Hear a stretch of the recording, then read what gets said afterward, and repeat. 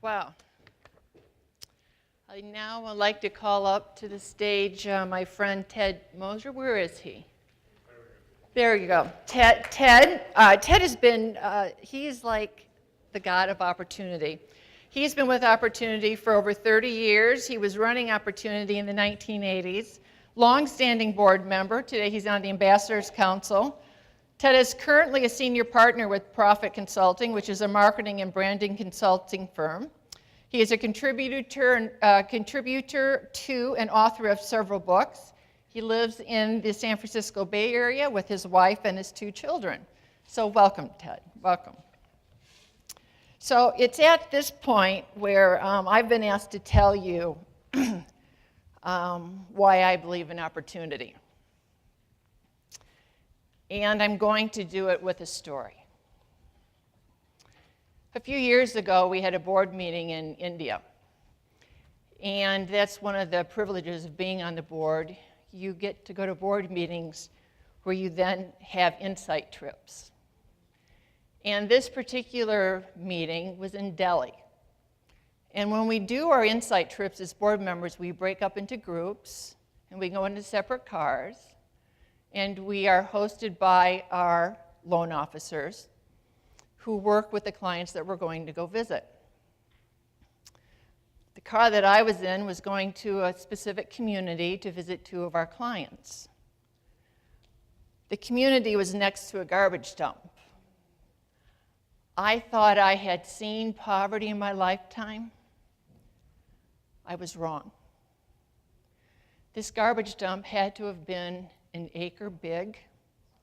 We got out of the car. We saw children, mothers, fathers, picking through the garbage dump to earn a living.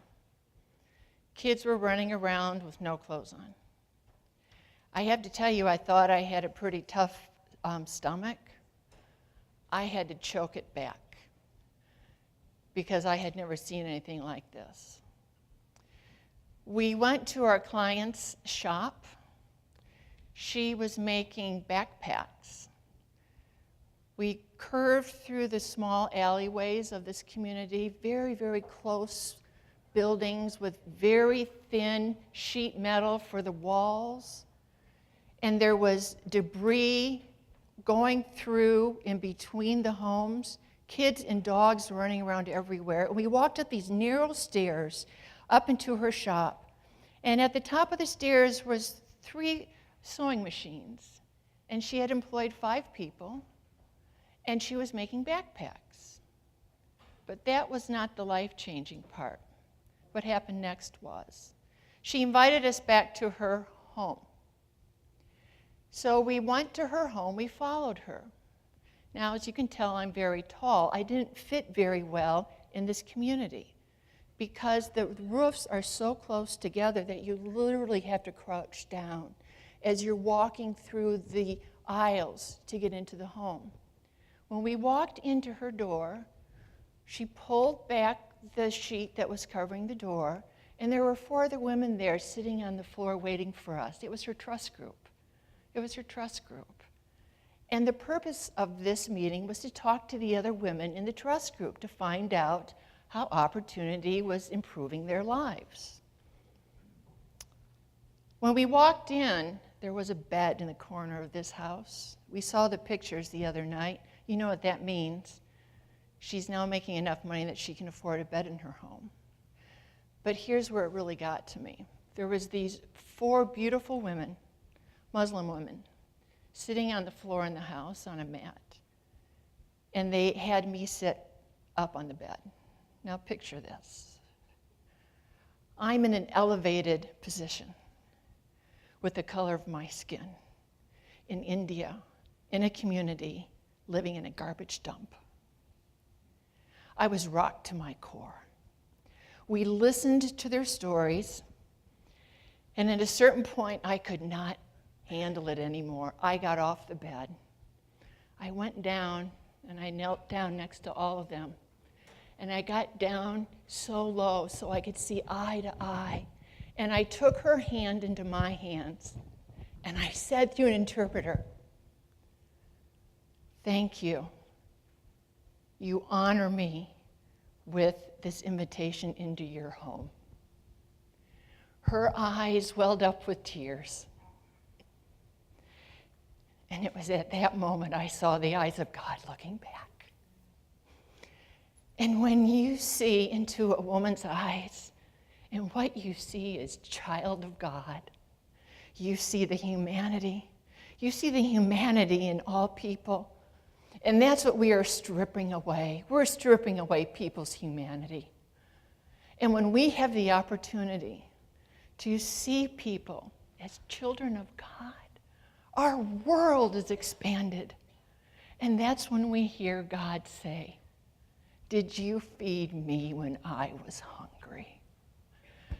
And that's why I do what I do here. Because of the woman in India who allowed me to sit on the floor with her and hold her hand. Thank you. Ted?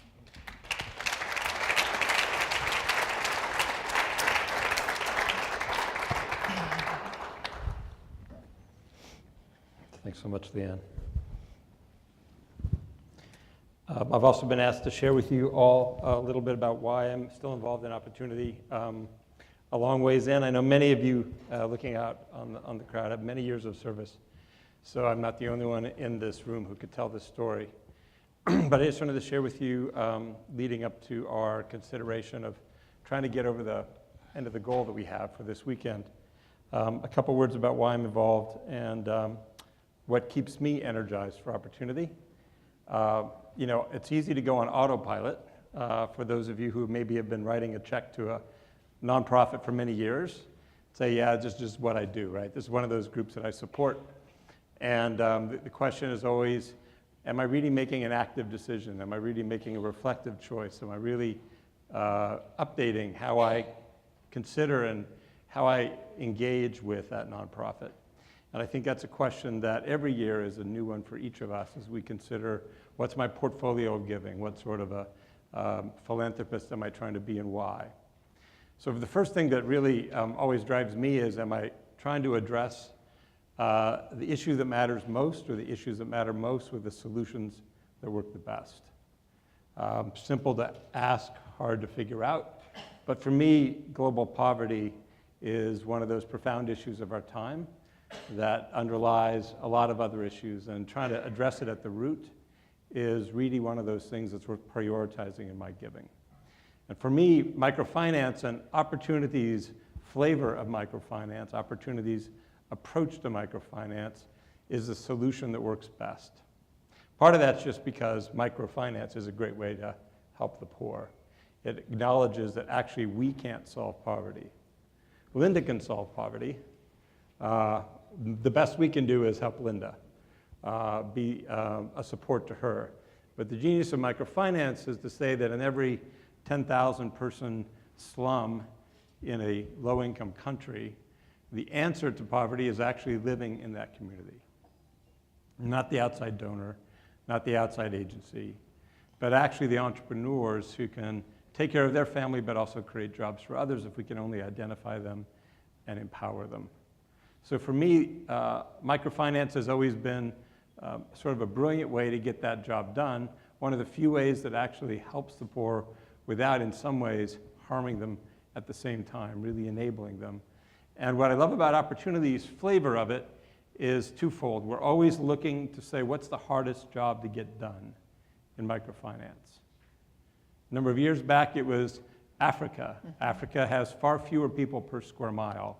And if you look at microfinance, the place where it's hardest to do microfinance and create a sustainable organization is where there's not much population density. It's a lot easier when you have thousands and thousands of people living very close to your loan officer. They don't have to travel very far to find their loan officers, and then they become sustainable, and you add that up and the whole microfinance bank does. And so we said, you know, the place that it's not proven you can do microfinance is Africa. So therefore, let's put all of our portfolio in Africa. Because if we think that that's hard to prove, let's be the ones who try to prove it. Now, we had spent a lot of time before investing in Asia and Latin America, and our partners from Australia have continued to invest in Asia. So as a global team, we have a great portfolio together that spans the globe. But what I liked about that is opportunities, desire to say, where can I really make a difference that if we're not doing it, it's not going to get done. Our brothers and sisters in Australia went through the same process in India. What are the remote parts of India where, while you might read about microfinance, credit bubbles in some big cities, actually there's a deficit of microfinance elsewhere?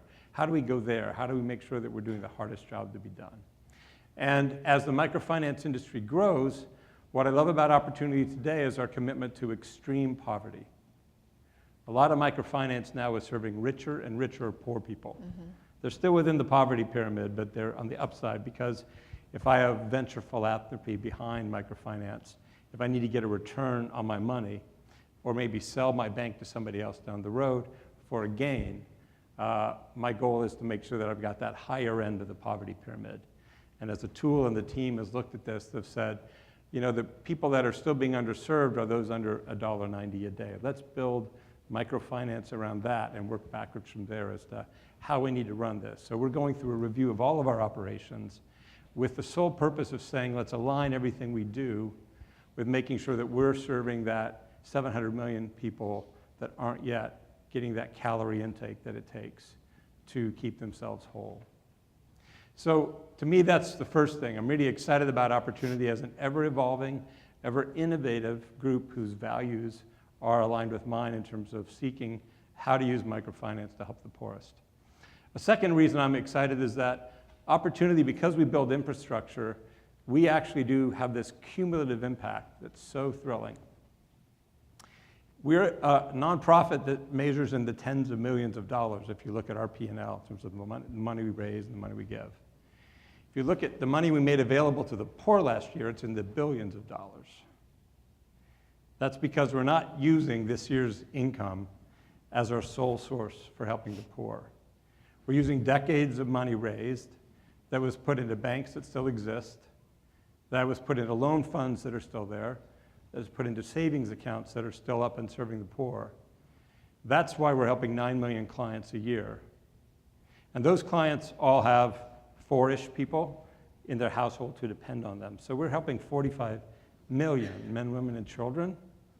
And then if you look at the microinsurance agency that we're not counting that because we divested it to someone else, and they've grown it with 70 million lives covered, we're over 100 million people a year making an impact with an organization that's in the tens of millions of dollars in our revenue per year. So I think that notion of investing in sustainable infrastructure that keeps on working when we're sleeping, if you will, keeps on working when it's not the year that we're giving, is to me one really exciting aspect about Opportunity. I did the math this morning. There's about 31 million seconds in a year. So if you think about that 45 million lending and saving clients we have, faster than every second, there's a man, woman, and a child that's being helped by Opportunity somewhere around the world. If you take insurance into account, every quarter of a second, somebody's being helped. So that's the kind of impact that you all continue to have with your giving and your faithfulness. It doesn't go away. It continues to build on itself.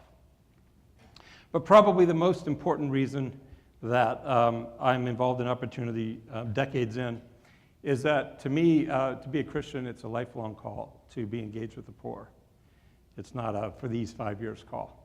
And Opportunity is a great way to engage with the poor, one of the few ways that I think it's really possible for us to have our eyes opened and our hearts opened. I'm fortunate to have material wealth, like all of us, and like all of us, there's a danger that I will respond to that wealth by closing my heart rather than opening it, because often generosity is this fight between love and fear. Do I have enough really? Am I going to run out? What about my kids? What about my extended family? If my financial shock absorber is a little bit too thin, do I have to depend on God more and depend on myself less? So there's this gnawing sense of fear that sounds a lot like the mammon that we heard about just a minute ago. Always saying, you think you're wealthy, but you're really not. And there's this other voice of love that says joy is on the side of generosity.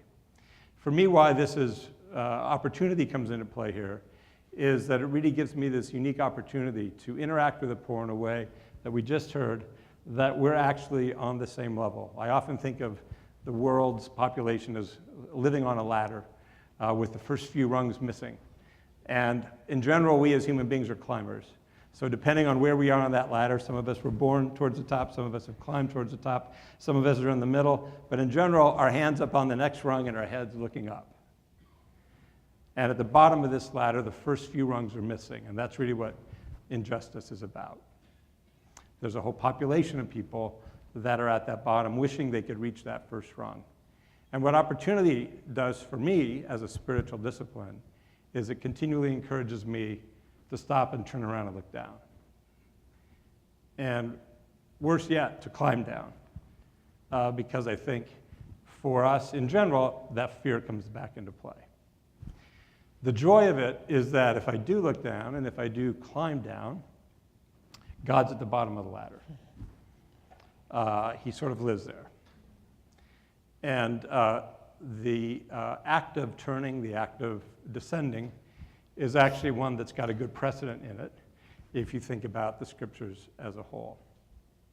So for me, the verse in the scripture that is really most powerful in this aspect is one that if I had written it, I would have written it differently than the way it's written. And I'd like you all to write down, pick up a pen and just find a piece of paper, just write down 10 words. And I'm first going to give the 10 words to you incorrectly, because this is how I would have written it. And then I'll give you the 10 words correctly. The words are the following, if you write these down. Where my heart is, there my treasure will be also. Where my heart is, there my treasure will be also. Because of course, once I finally get motivated enough to do something, I'll follow it up with my checkbook. Now the way the phrase actually goes, and I'd like you to write this one down as well, is where my treasure is, there will my heart be also. That's the way Jesus put it. And I think the truth about it, the profound truth about it is, if we really do wish that our hearts were with the poor, just do it. Just start by acting, and it'll be hard to not have your heart with the poor if that's where your treasure is. We are fortunate and at the same time challenged by the fact that the world's poor don't live anywhere near us. If you look at us as a global family, where we've got poor folks in the United States in general, nobody amongst the global poor lives in the United States. So in my daily life, I never encounter this poverty that if I thought about the world, not by a Rand McNally map, but just say, it's just the world. I'm far from the poor.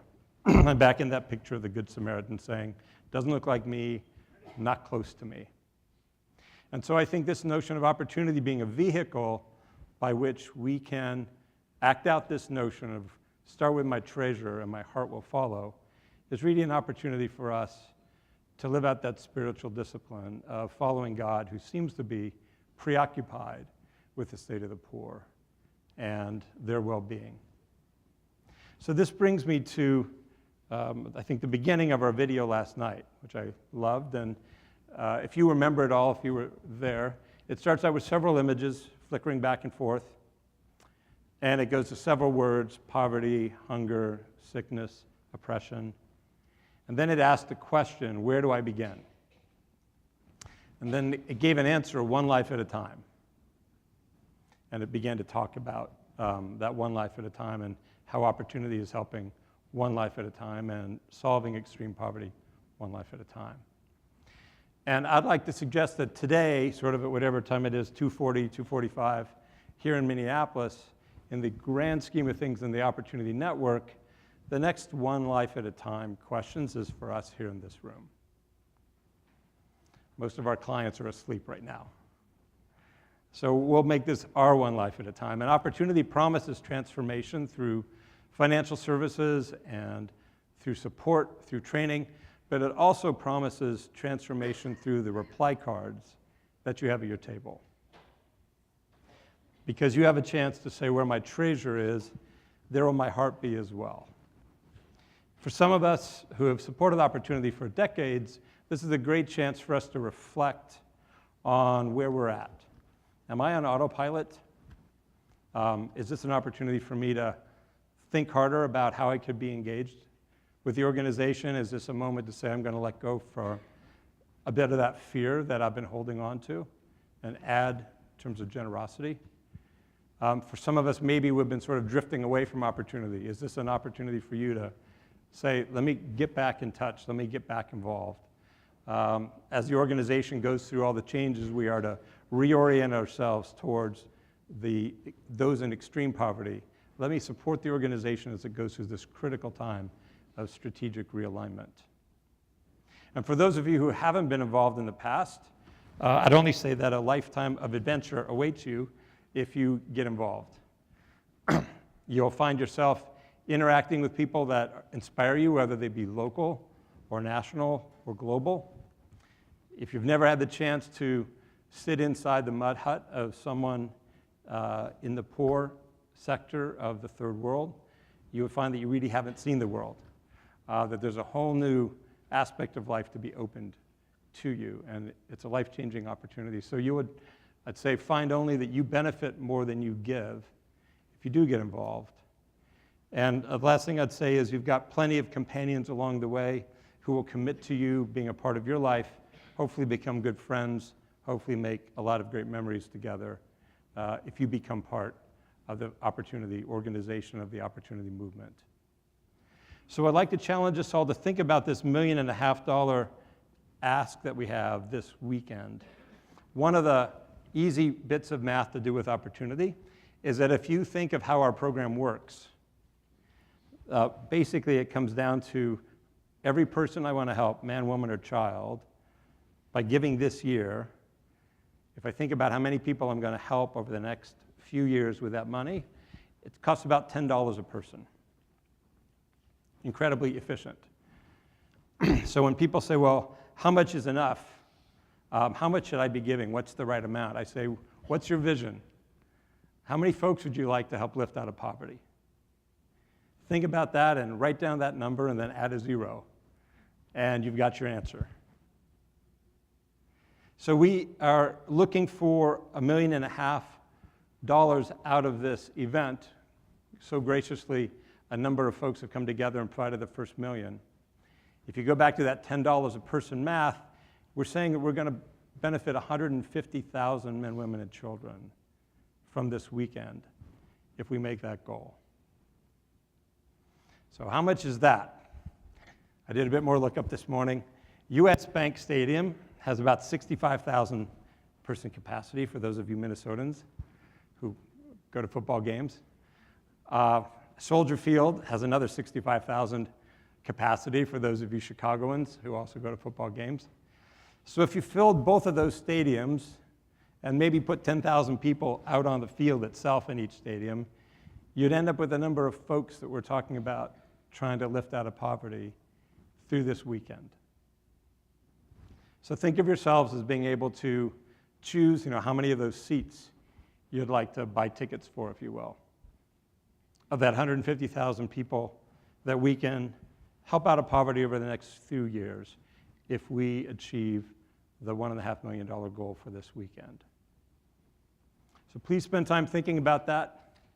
Ask yourselves how, by working with opportunity, you can transform yourself. You can liberate yourself to experience the joy of generosity and meet God at that bottom of the ladder. Meet folks like Linda, who you'll find end up being heroes in your own life and inspiration to yourself, to your kids, to your extended friends. And together, let's continue to make that march that we've talked about committing to of ending extreme poverty in our lifetime. Thanks very much.